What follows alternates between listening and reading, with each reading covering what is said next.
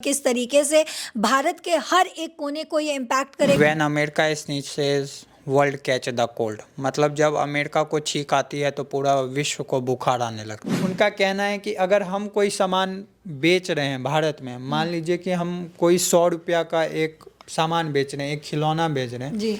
तो भारत उस पर 25% टैरिफ लगा रहा है, 50% टैरिफ लगा रहा है। मतलब वो सामान जब भारत में आ रहा है तो वो चीज़ 150 में मिल रहा है। यहाँ पे हमने ये भी देखा था किस तरह से इंडिया ने स्मार्टली डील किया था।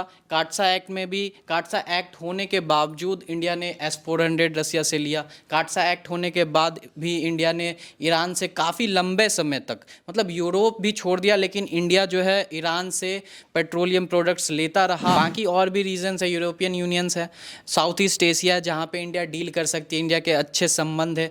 यूके के साथ इंडिया जो है फिर से FTA फ्री ट्रेड एग्रीमेंट के लिए फिर से अपना जो बात है, जो डेलीगेशन है वो मतलब मिल रहे हैं, उस पर डिस्कशंस हो रहे हैं। ट्रम्प हैं, देखिए आपको वो डेली ब्रेकिंग न्यूज देंगे।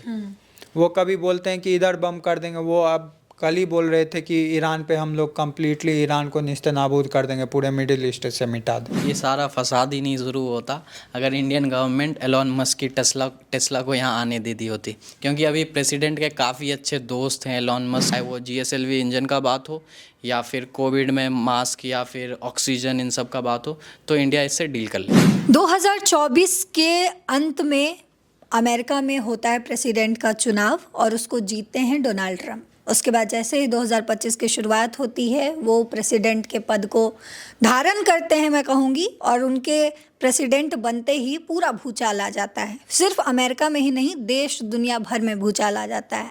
जब वो पूरी तरीके से अपने फॉर्म में आते हैं तो कई सारी घोषणाएं करते हैं। सबसे पहली घोषणा ये कि वो जो है रसिया और यूक्रेन युद्ध पर बात करते हैं। वो आपने कई खबरें हर जगह पे देखी होंगी। बात अभी करूंगी मैं टैरिफ पे, जो आज से ही वो भारत में लगाने वाले हैं। 25% टैरिफ की जो बात की जा रही थी, टैरिफ को बढ़ाया जा रहा है। और भी कई सारे देश हैं जहाँ पे टैरिफ लगाने की बात की है। अब इस टैरिफ को लगाने से आम जनजीवन में क्या प्रभाव पड़ने वाला है या फिर भारत में उसका कितना प्रभाव दिखेगा, ये हम जानेंगे। और ये बताने के लिए हमारे साथ नीतीश मौजूद हैं और मेरे साथ शुभम मौजूद हैं।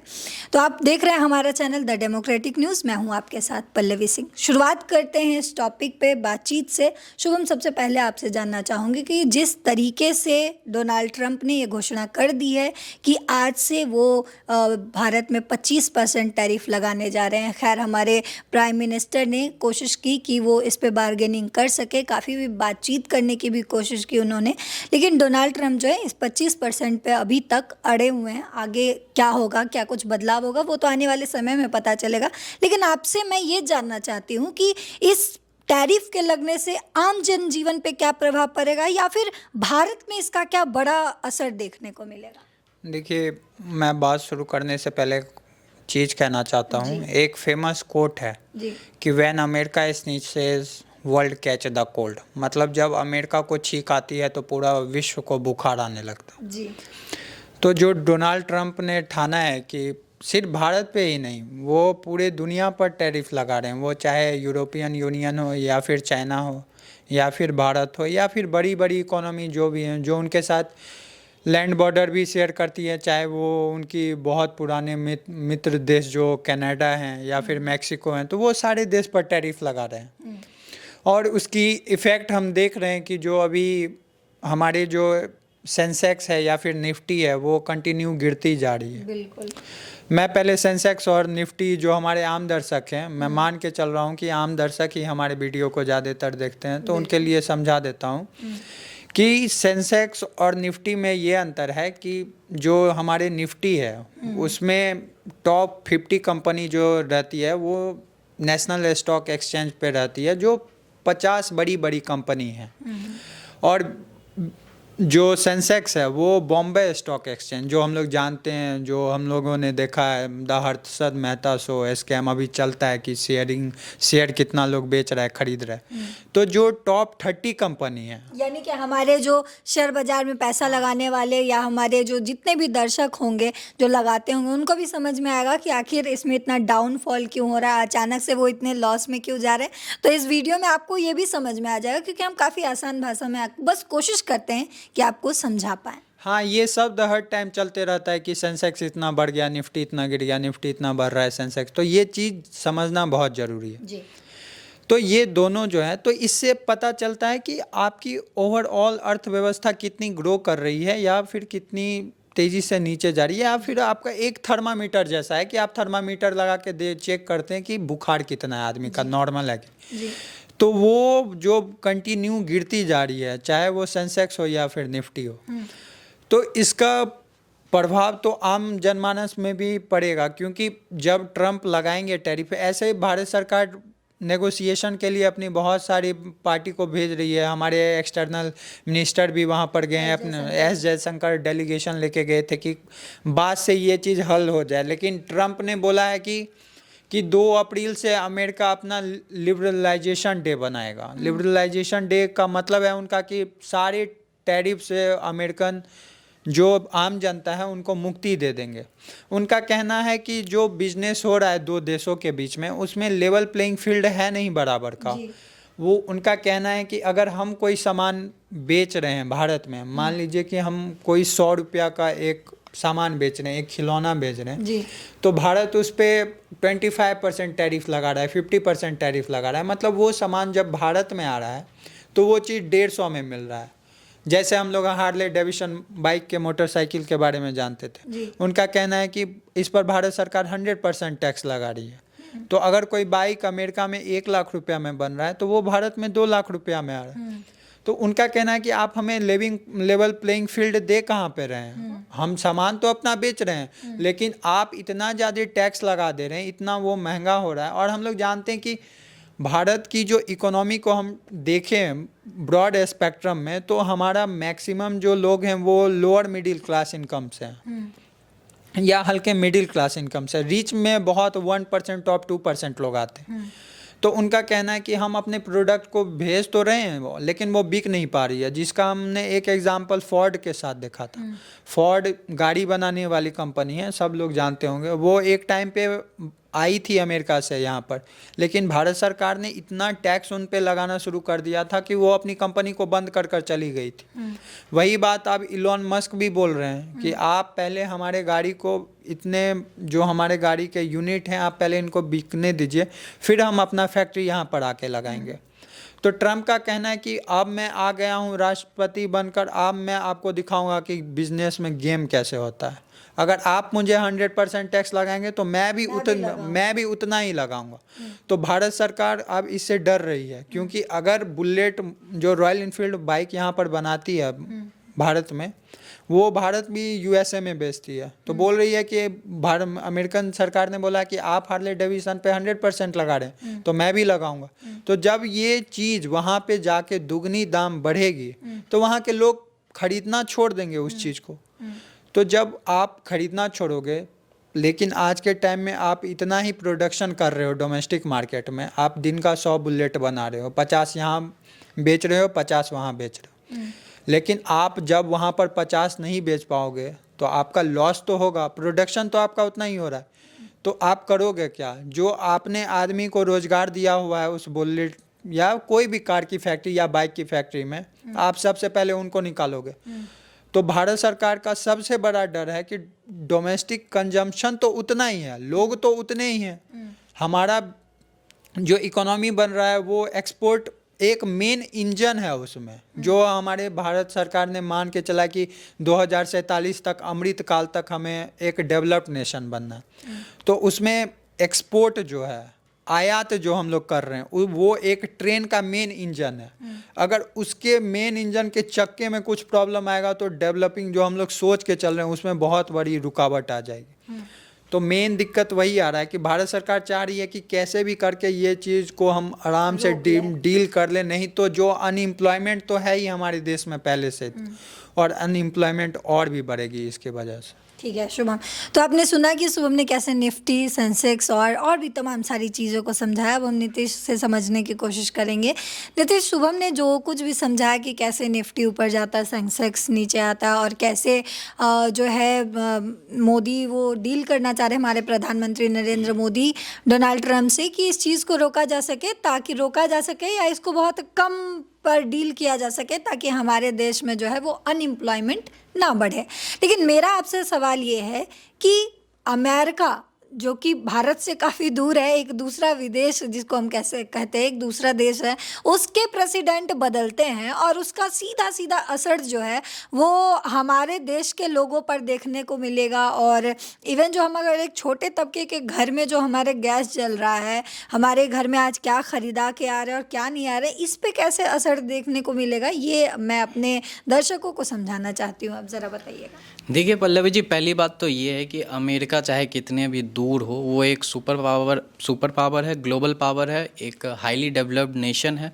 जैसे हम यहाँ कहते हैं ना कि 80 रुपये का $1 क्यों है भाई, 1 रुपये का $1, ये रुपये से नहीं होगा। वो तो आप जाके RBI आपकी करेंसी छाप देगी, तो ऐसे नहीं होगा। आपकी प्रोडक्ट की वैल्यू होनी चाहिए जो US की है, इसलिए वो डोमिनेट करती है वर्ल्ड इकोनॉमी में। और जब यहाँ पे अगर हम देखें कोई देश, मतलब इंडिया ही नहीं, इंडिया हो, चाइना हो, यूरोप की जितनी कंट्रीज़ है, अगर वो पहले से प्रिपेयर नहीं थी कि डोनाल्ड ट्रंप आएंगे और कुछ ऐसा होगा, तो मैं समझता हूँ ये उनकी नाकामी है। अगर भारत भी नहीं प्रिपेयर था तो ये उनकी भारत सरकार की नाकामी है, क्योंकि इसका ट्रेलर हम ट्रंप के फर्स्ट टर्म में ही देख चुके थे। जब इससे पहले, मतलब बाइडेन से पहले जब ट्रंप की सरकार थी, किस तरह से ट्रेड वॉर चल रहा था US चाइना के बीच में, मतलब वो कहते हैं ना, वहाँ पे आटा पिस रहा था लेकिन साथ साथ सारे घुन पिस रहे थे, इंडिया भी उस लपेट में आ रहा था। किस तरह से US ने बहुत ही कड़े तरीके से काटसा एक्ट के तहत कितना सारा सैंक्शंस लगाया था बहुत सारे कंट्रीज़ पे, जो ईरान, रसिया जैसे कंट्रीज़ से मतलब अपने डिफेंस के प्रोडक्ट या कोई भी प्रोडक्ट बाय करते थे। लेकिन वहाँ पे हमने ये भी देखा था किस तरह से इंडिया ने स्मार्टली डील किया था। काटसा एक्ट में भी, काटसा एक्ट होने के बावजूद इंडिया ने S-400 रसिया से लिया। काटसा एक्ट होने के बाद भी इंडिया ने ईरान से काफ़ी लंबे समय तक, मतलब यूरोप भी छोड़ दिया, लेकिन इंडिया जो है ईरान से पेट्रोलियम प्रोडक्ट्स लेता रहा और काटसा एक्ट से बचा रहा। मतलब ये डोनाल्ड ट्रंप और PM मोदी के बीच की ये इक्वेशंस है। लेकिन ये इक्वेशंस क्यों है? क्योंकि अगर एंड ऑफ द डे आपको सत्ता में आना है तभी आप कुछ करोगे। तो डोनाल्ड ट्रंप को भी सत्ता में आना है और वहाँ पे इंडियन वोट बैंक्स भी हैं, जिसके लिए मोदी वहाँ जाके नमो मोदी या हाउडी मोदी जो वो हुआ था, तो ये सब बातें हैं। लेकिन जब डोनाल्ड ट्रंप स्टार्टिंग में आते हैं, स्टार्टिंग टर्म जो उनका टर्म जब स्टार्ट होता है, तो वो बहुत ही हार्श डिसीजन लेते हैं इंडिया के खिलाफ भी। जैसे अभी कोई रिलीफ नहीं दिया जा रहा है, PM मोदी खुद US विजिट पे गए, S जयशंकर एक डेलीगेशन के साथ गए, अभी US अपने डेलीगेशन भेज रखा है इंडिया, अभी डिस्कशंस चल रहे हैं। लेकिन जो टैरिफ है वो प्रेसिडेंट का कहना है, प्रेसिडेंट ट्रंप का, कि वो लगेगा 25%, तो सब पे लगेगा, इंडिया पे भी लगेगा। अभी कोई रिलीफ नहीं है। लेकिन आप इस चीज़ को जब अब आगे देखोगे तो मैं ये उम्मीद करता हूँ कि इंडियन गवर्नमेंट जो है मोदी के लीडरशिप में ये नेगोशिएट कर पाएगी US के साथ, क्योंकि US के साथ स्पेशली डोनाल्ड ट्रंप के साथ एक अलग सा इक्वेशंस रहा है।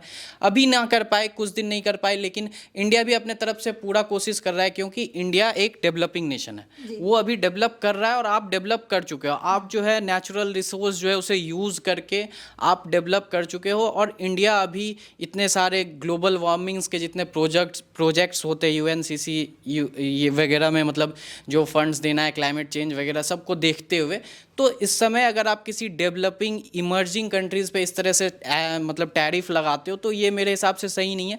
लेकिन इंडिया ने भी एज अ गुड गेस्चर बहुत सारे टैरिफ्स कम कर दिए हैं। अप्रॉक्स 32 बिलियन मतलब जो है ना वो टोटल टैरिफ जो है वो कम कर दिया है इंडिया ने भी। तो बाकी हम आगे देखेंगे कि किस तरह से US इसको रिटेलिएट करता है। मुझे तो ये लगता है कि US भी कुछ ना कुछ एज अ गुड गेस्चर 25 को 15 तो नहीं कर देगा, लेकिन कुछ ना कुछ प्रोडक्ट में रिलीफ देगा, जैसे इंडिया ने भी दिया, एलिमेंट्स वगैरह में टैक्स जो है वो रिड्यूस कर दिया है। तो बाकी आने वाले टाइम में दिखेगा, बट मुझे लगता है मोदी कुछ ना कुछ इक्वेशन बना लेंगे ट्रंप के साथ। तो आपने सुना कि किस तरीके से नीतीश ने समझाया कि इनका मानना है कि जो है हमारे प्रधानमंत्री का रिलेशन या फिर भारत का रिलेशन जो है अमेरिका के साथ एक गुड बुक में देखा जाता है कि इन दोनों का रिलेशन के इक्वेशन जो है वो काफ़ी अच्छे रहे हैं। और ख़ास करके प्रधानमंत्री नरेंद्र मोदी और प्रेसिडेंट डोनाल्ड ट्रंप का जो रिश्ता है वो काफ़ी अच्छा देखा गया है। लेकिन इसके बावजूद भी हम आज के समय में ये देख रहे हैं कि जिस तरीके से डोनाल्ड ट्रंप इस बात पे अड़े हुए हैं कि 25% का टैरिफ जो हम लगा रहे सभी देशों पर, वो भारत पर भी अडिग रहेगा, चाहे बातचीत कितनी भी हो रही हो प्रधानमंत्री प्रेसिडेंट के बीच, चाहे फॉरेन मिनिस्टर्स के बीच बात हो रही हो, हो या डेलीगेशंस के बीच बात हो रही हो, लेकिन फिर भी इस पर वो अड़े गए। नीतीश, आप कुछ कहना चाह रहे हैं? मैं इसमें कुछ और ऐड ऑन करना चाह रहा हूँ। जैसे यूएस अभी टैक्स लगा रहा है इंडिया पे, कोई रिलीफ नहीं दे रहा है, तो ऐसा कुछ नहीं है कि इंडिया के लिए सारे डोर क्लोज हो चुके हैं। बाकी और भी रीजंस है, यूरोपियन यूनियंस है, साउथ ईस्ट एशिया जहाँ पे इंडिया डील कर सकती है, इंडिया के अच्छे संबंध है। यूके के साथ इंडिया जो है फिर से एफटीए, फ्री ट्रेड एग्रीमेंट के लिए फिर से अपना जो बात है, जो डेलीगेशन है, वो मतलब मिल रहे हैं, उस पर डिस्कशंस हो रहे हैं। उनका एम है कि विद इन 1 ईयर इसको भी मतलब हम ऑन पेपर से ऑन ग्राउंड उतारेंगे।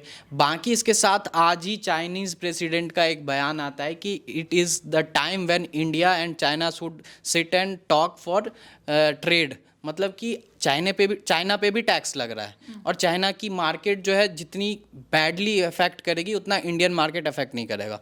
तो इसलिए चाइना भी इससे उभरना चाहता है, और चाइना को तो पता था ट्रम्प आएंगे, पहले भी ट्रेड वॉर हुआ था पर्सनली चाइना यूएस के बीच में, तो इस बार भी कुछ ऐसा ही होने वाला है। तो चाइना अपना अल्टरनेट ऑप्शन ढूंढ रहा है।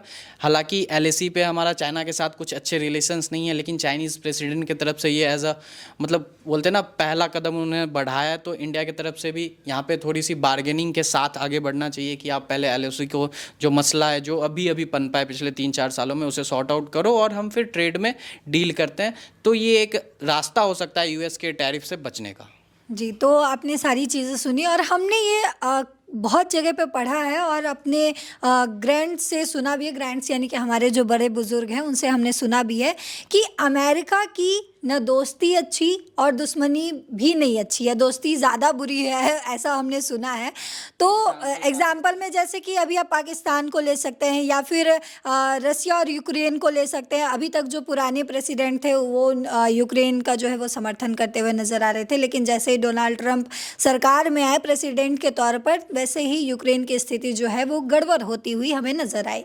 लेकिन अब हम शुभम से एक बार फिर से समझने की कोशिश करेंगे कि शुभम, क्या लगता है कि ये गुड गेस्चर्स जो निभाया जा रहा है भारत की तरफ से या अमेरिका की तरफ से, नरेंद्र मोदी हमारे जो प्रधानमंत्री हैं वो ऐसा क्या ऑफर देंगे अमेरिका को या ऐसा क्या डील करेंगे जिससे भारत को राहत मिलेगी और भारत के साथ साथ भारत के नागरिकों को राहत मिलेगी? देखिए, सबसे पहले मैं बताना चाहता हूँ कि अमेरिका वो गिने चुने देशों में आता है जो कि भारत जब उनके साथ डील करता है तो प्रॉफिट में रहता है जी।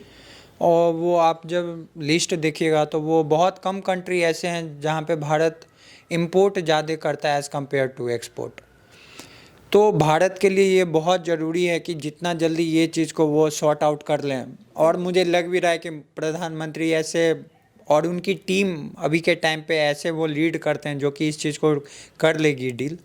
और अगर चाहे भारत सरकार तो इसमें बोलते हैं ना, आपदा में अवसर खोज लेना, तो वो चीज़ कर सकती है भारत सरकार। क्योंकि आज के टाइम पे टेस्ला भी भारत में आनी चाह रही है और भी बहुत सारी कंपनियां जो कि भारत में आनी चाह रही है।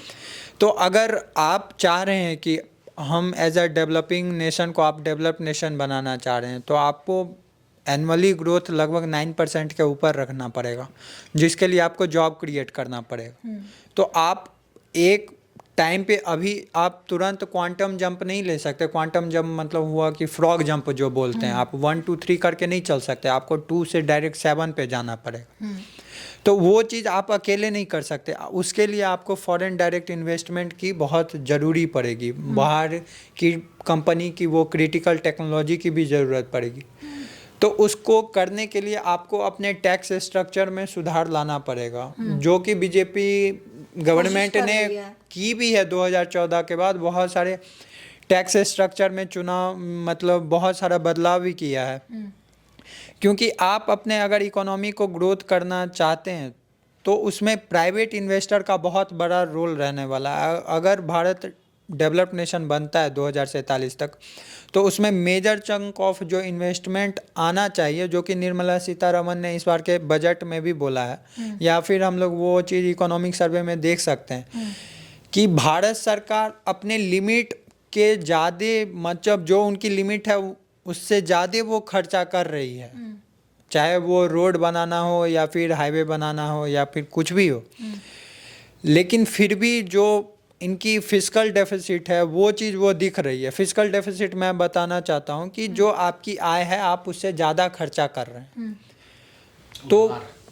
तो उसके लिए आप उधार लेते हैं।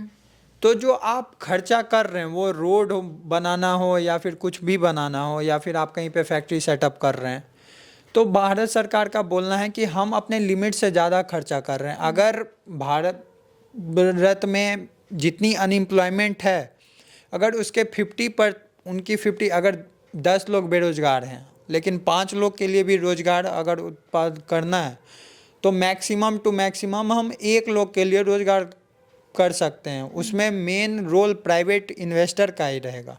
और हम लोग जानते हैं कि मेजर चंक ऑफ जो कंपनी है वर्ल्ड में, अगर आप टॉप 100 कंपनी को उठाएं तो उसमें से लगभग 70 से 75 कंपनियां यूएसए की है। वो चीज़ हम लोग देखते हैं। अगर कोई कॉलेज में प्लेसमेंट भी होता है तो चाहे वो लेवल पे हम टीसीएस देखें या इन्फोसिस देखें, जो कि मेजर चंक ऑफ स्टूडेंट को उठाती है अपने कैंपस प्लेसमेंट के लिए, वो सारी कंपनी अपनी सर्विस यूएसए में देती है। और वो वही चीज़ बोल रहे हैं डोनाल्ड ट्रंप। मैं सिर्फ ये पे नहीं लगाऊंगा, मतलब जो आप हार्डवेयर प्रोडक्ट बेच रहे हैं, मेनली तो भारत जो बेचता है वो सर्विस बेस्ड प्रोडक्ट बेचता है। वो बोल रहे हैं कि मैं इस पे भी लगाऊंगा टैरिफ। और इसके रेप्लिका में वियतनाम खड़ा है, भारत का ही मतलब एशियन कंट्री है, साउथ ईस्ट एशिया का देश है। वहाँ पर भी उतनी ही लेबर फोर्स सस्ती है जितनी कि भारत में। वो बोल रहे हैं कि अगर हम भारत 5 रुपया ले रहा है आपको सर्विस देने के लिए, तो मैं आपको 3 रुपया में ही दे दूंगा सर्विस। तो भारत सरकार की सबसे बड़ी डर ये है कि आपके देश में अनएम्प्लॉयमेंट तो पहले से ही इतनी है, और अगर आपके वो सर्विस जो आपकी आईटी कंपनी है वहाँ पे सर्विस प्रोवाइड कर रही है, अगर आप उस पर भी टैक्स लगा देंगे तो और भी ज़्यादा अनएम्प्लॉयमेंट बढ़ जाएगी। जो कि हम लोग आए दिन न्यूज़ में भी देखते हैं कि एक इंजीनियर अपने घर में बैठा हुआ है, डायरेक्ट उनके मेल आती है कि आप कंपनी में आना बंद कर दीजिए। कोई रीज़न नहीं देते। सबसे बड़ा रीज़न इसका यही है कि कंपनी लॉस में जा रही है। तो जितना जल्दी भारत इस चीज़ को डील कर ले, और अगर चाहे तो भारत इसमें चाहे तो इससे प्रॉफिट भी ले सकता है कि आप टैक्स स्ट्रक्चर को अपना सुधारिए और फॉरेन डायरेक्ट इन्वेस्टमेंट को अट्रैक्ट करिए, बाहरी कंपनी को अट्रैक्ट करिए, जैसा कि चाइना ने एक टाइम पर किया था 1990 के दशक के स्टार्ट में, कि उन्होंने अपना टैक्स स्ट्रक्चर को इतना सुधार कर दिया उस चीज़ में। आप इंफ्रास्ट्रक्चर में इन्वेस्टमेंट करिए कि बाहर की कंपनियां यहाँ पर आए। और अगर भारत सरकार चाहे, जो कि गलती ये कोविड के टाइम पे कर चुकी थी, कि जब कोविड हुआ तो उस टाइम सारे देश ने बैठ के देखा कि सारी सप्लाई चेन की जो मेन जड़ है वो तो चाइना है। अगर 10 प्रोडक्ट कहीं दुनिया में बन रहा है तो 8 प्रोडक्ट तो चाइना में बन रहा है। और जब चाइना बंद हुआ तो पूरी वर्ल्ड इकोनॉमी उस टाइम पे ठप हो गई थी, क्योंकि सारा सामान आना, बेसिक जो नट बोल्ट बोलते हैं या फिर आप रॉकेट बना रहे हैं उसमें कुछ लग रहा है, मैक्सिमम चीज़ चाइना से आ रहा है, चाइना बना रही है। तो उस टाइम पे बहुत सारी कंपनियां चाइना से निकली। लेकिन भारत सरकार की ये नाकामी बोले या उस टाइम पे गलती बोले, मैक्सिमम कंपनी उस टाइम पे भारत नहीं आकर और सारे देशों में चली गई। तो उस गलती से सीख लेकर भारत सरकार को करना चाहिए कि ट्रम्प हैं, देखिए आपको वो डेली ब्रेकिंग न्यूज़ देंगे। वो कभी बोलते हैं कि इधर बम कर देंगे, वो अब कल ही बोल रहे थे कि ईरान पे हम लोग कम्प्लीटली ईरान को निस्तेनाबूद कर देंगे, पूरे मिडिल ईस्ट से मिटा दें। तो वो आपको इस तरह का न्यूज़ देते रहेंगे। वो अब भारत सरकार को देखना है कि इस आपदा में कैसे अवसर को वो चुनते हैं।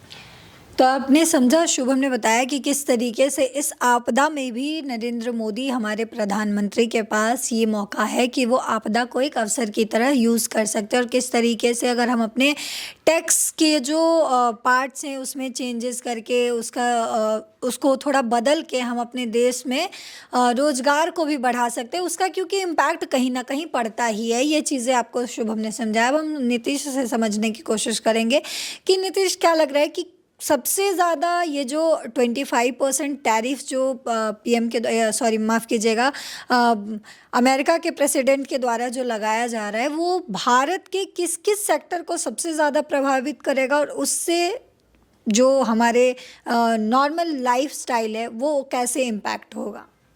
जी, ये तो मैं पहले आपको बताऊंगा, लेकिन उससे पहले मैं आपको एक बात बता दूं। जी। ये सारा फसाद ही नहीं शुरू होता अगर इंडियन गवर्नमेंट एलोन मस्क की टेस्ला को यहाँ आने दे दी होती, क्योंकि अभी प्रेसिडेंट के काफ़ी अच्छे दोस्त हैं एलोन मस्क, और उनके अंदर कहीं ना कहीं एक बोलते हैं ना जख्म है। हाँ, वो हम वीडियोस भी देख रहे हैं कि किस तरीके से एलन मस्क और ट्रम्प जो है एक दूसरे के साथ घूम रहे हैं। इवन उनके बेटे के साथ भी वो बड़े ही मजे से घूमते हुए नजर आ रहे हैं। यही रीज़न है कि अभी भारत सरकार को सिर्फ ट्रम्प के साथ रिलेशन अच्छे नहीं करने हैं, एलॉन मस्क के साथ भी अच्छे करने हैं। और इसीलिए हमने देखा कि किस तरह से प्रेसिडेंट और प्राइम मिनिस्टर मोदी मिलते हैं, और उसके बाद prime minister Modi Elon Musk के पूरे फैमिली से मिलते हैं।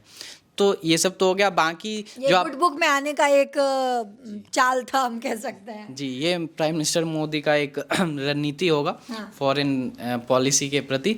बाकी आपका जो सवाल था कि मतलब ये किस तरह से इम्पैक्ट करेगा, तो किस सेक्टर को इम्पैक्ट बेसिकली देखिए, फर्स्ट ऑफ ऑल ये जो है हैवी इंडस्ट्रीज जो होती है उसमें जो रॉ मटेरियल्स होते हैं, जो इंडिया रॉ मटेरियल्स प्रोड्यूस करता है वो मोस्टली यूएस जाता है, और वहाँ से वो फिनिश प्रोडक्ट बन के आता है। मतलब आयरन स्टील इंडस्ट्री की बात मैं कर रहा हूँ, या हैवी मशीनरीज जो इंडस्ट्रीज होती है जिसमें जो रॉ मटेरियल यूज़ होता है।